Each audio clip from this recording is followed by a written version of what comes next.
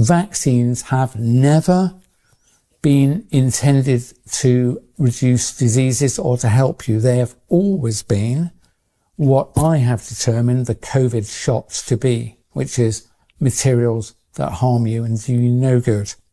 And of course, that's so horrifying that you think, oh my word, all of them? Yep, all of them. I'm not saying they're all as dangerous as COVID jabs, but none of them were good. And rather than trusting me, go and read the work of Sasha Latypova and Catherine Watt, and then it's up to you to decide, okay? If you think that's wrong, that's fine. But one thing Sasha and others discovered, and they shared it with me before they even published it, and as soon as they told me, I knew it was right. Can you remember a time, those of you who are over 60, I'm nearly 65, can you remember a time when you were young when very few people were allergic to peanuts? And very few people were allergic to anything. You probably can, can't you, older folk like me?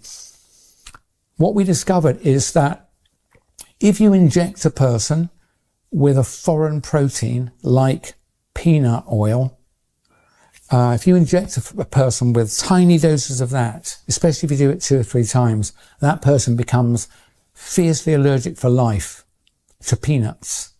Imagine if you were to inject a whey protein from milk in a tiny dose, so small that you probably wouldn't even notice it on the ingredients list. And if you injected that into your child a couple of times, when they grew up, they might end up, not all of them, but many of them will grow up allergic to milk and milk products and anything that's got whey protein in it. Imagine if they injected you with a beef protein that came from plasma, for example. You often see that in products. A tiny dose, a really tiny dose, so small it'll be off the bottom of the ingredients list, and you injected that person twice with it, they'll become intolerant to meat.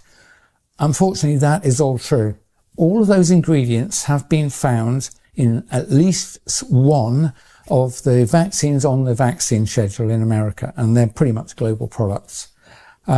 These diabolical people have included components in the jabs that your children have been given and you may have received that were designed to sensitize you to every single basic food item.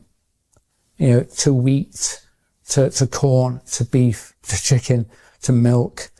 That's why the number of people, I think like 1 in 3 people has some kind of allergy. It's like, they didn't, when I was young, they didn't. Sasha Latypova was born in the USSR, and as she said in her fruity Russian, she said, when I was young, no one had allergies. When she came to America, I think in the 80s, it was like, what gives? And so she was probably perfectly poised to spot this. And so she discovered this, and she noticed that a scientist called, I think it was Charles Richet, something like that, 1902, 1905, given a Nobel Prize for discovery of this mechanism. If you give tiny doses of foreign protein into a person separated by 2 weeks, they become violently and permanently allergic to that substance. You know, even if you touch it on the skin or put it just in your mouth, on your tongue, or certainly if you eat it, you've got a worse than evens chance of having an allergic response to it. These people have sensitized you, those of you who've been vaccinated, to large amounts of the natural environment. I mean, how diabolical is that? And it's exactly the same mechanism as I called out in 2020 about the COVID jabs. Remember I said that if you ask the human body to make a protein that doesn't belong in you, a non-self protein, a so-called spike protein, wherever it came from, I said, if you do that, it will make you, your body will cause an autoimmune reaction, or your body will then make foreign material. Your immune system will say, what the hell is that? And will attack it. So it's like a failed organ transplant. It's autoimmunity. That's what has happened through the whole history of vaccination back from the late 1700s to the present day. And that's pretty bad. So that's what I wanted to tell you about vaccines. And as a result of that, I am proudly anti-vaccine of all kinds. Remember, I've told you, at least where it comes to acute respiratory illnesses, they are not contagious or infectious. They're not caused by viruses because there's no scientific evidence for the existence of respiratory viruses. I know this. I've done the work now. I've studied all of the literature. I've studied the clinical side. I've looked at the cell culture side. And as soon as I did, it's so obvious to me that each of the so-called pillars of evidence are fraudulent. They are fraudulent.